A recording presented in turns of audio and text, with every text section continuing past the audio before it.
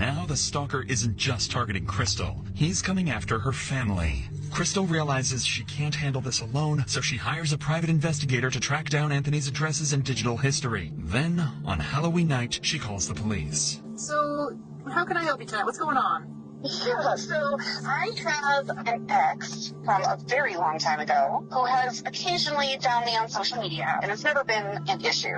So this month, I have received numerous text messages, and then today I got an email that is very threatening, and it escalated to the point that he took a recent picture of my husband at his work location, so the stalking is getting a little too aggressive at this point in time. Okay. So my last contact with this individual was 5 years ago, where I told him I was happily married. I had no interest in what he kept contacting me. He kind of blew things up and then blocked me. I blocked him, haven't heard from him since. After explaining everything to the officer, she documents each detail and forwards the case to the department's investigative unit.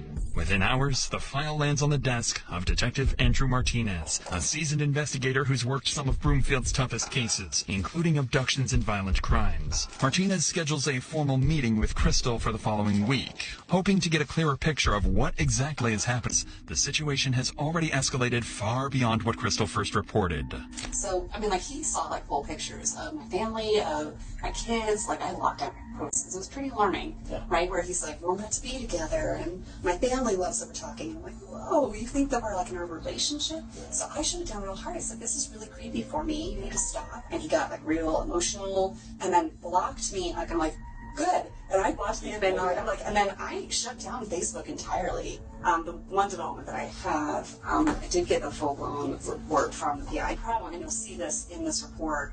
There are tons of phone numbers associated with him. There are tons of addresses. He moves everywhere and between 3 different states. As Crystal walks the detective through her evidence, 2 details immediately stand out. First, her stalker isn't just texting her from random numbers. He's using multiple phone lines and different digital identities, finding ways to reach her even after she changes her information. Whoever this is, they're persistent, resourceful, and frighteningly determined. Second, her ex-boyfriend, Anthony Holland, is tied to several addresses and multiple phone numbers. Whether it's instability or an attempt to stay off the grid, it convinces Martinez that Crystal is dealing with someone who either doesn't want to be found or someone who's planning something far worse. With all of this in mind, Martinez wraps the interview with Crystal and begins the digital side of the investigation. He sends warrants to service providers, requesting phone records, email logs, and account information to track down the stalker. Unfortunately for Martinez, these companies will make a mistake that will soon prove deadly.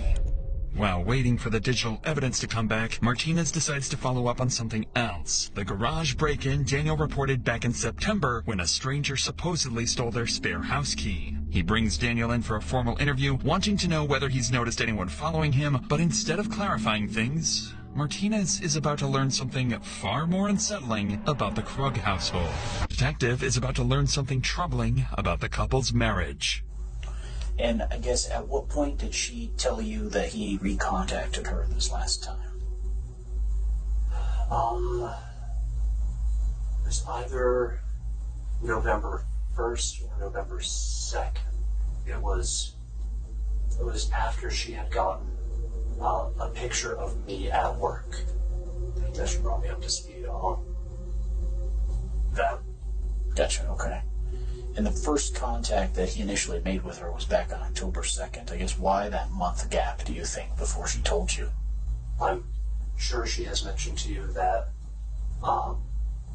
she and I are going through a rough patch, kind of on the rocks. So probably didn't seem that pressing until it was. Sure. And she didn't mention that to me, that you guys were having a rough time currently. Are you guys in the process of separating, getting divorced, or working through things? To be determined. My brother, Matthew, is a cop, so I have a retractable asp steel baton. Yeah. As I said, not right now, but otherwise, it's on me all the time. I sleep with it next to me.